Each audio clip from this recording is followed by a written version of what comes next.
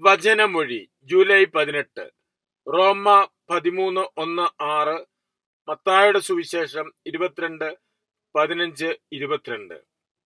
വിശുദ്ധ മത്തായി അറിയിച്ച നമ്മുടെ കർത്താവ് ഈശോ മിശിഹായുടെ പരിശുദ്ധ സുവിശേഷം.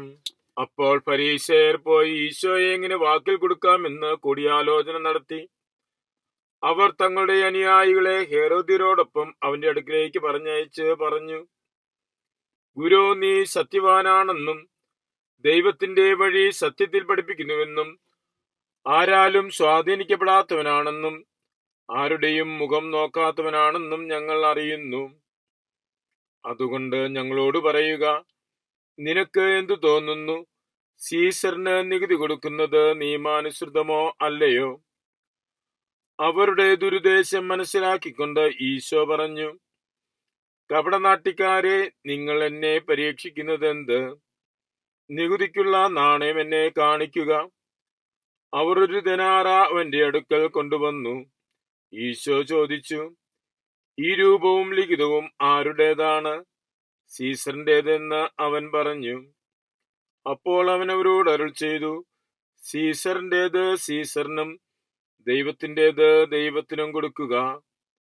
ഇത് കേട്ടവർ വിസ്മയഭരിതരായി അവനെ വിട്ടുപോയി. ഈശോയിൽ സ്നേഹമുള്ളവരെ, സുവിശേഷത്തിൽ നാം കാണുന്നത് ഈശോയുടെ പക്കൽ ഫരീസയരും ഹെരോദ്യരും വന്ന് അവിടുത്തെ വാക്കിൽ കൊടുക്കേണ്ടത് എപ്രകാരമാണെന്ന് ആലോചിച്ചുകൊണ്ട് ചോദ്യം ചോദിക്കുന്നതാണ്. അവർ ചോദിക്കുന്ന ചോദ്യം, സീസറിന് നികുതി കൊടുക്കുന്നത് നിയമാനുസൃതമാണോ? പാലസ്തീന അക്കാലത്ത് റോമ സാമ്രാജ്യത്തിന്റെ കീഴിലാണ്. റോമൻ ചക്രവർത്തിക്ക് വേണ്ടി ഹെരോദ് രാജാവാണ് പാലസ്തീന ഭരിക്കുന്നത്. ജനങ്ങൾ രാജ്യത്തിന്റെ ചെലവിനും ചക്രവർത്തിക്കുള്ള വിഹിതവുമായി നികുതി നൽകിയിരുന്നു. യഹൂദന്മാരിൽ പലരും റോമ സാമ്രാജ്യത്തിനെതിരായി സംസാരിക്കുകയും വിപ്ലവം നടത്തുകയും ചെയ്തിരുന്നു. അവരെ തീവ്രവാദികളായിട്ടാണ് റോമൻ ഭരണകൂടം കണ്ടിരുന്നത്.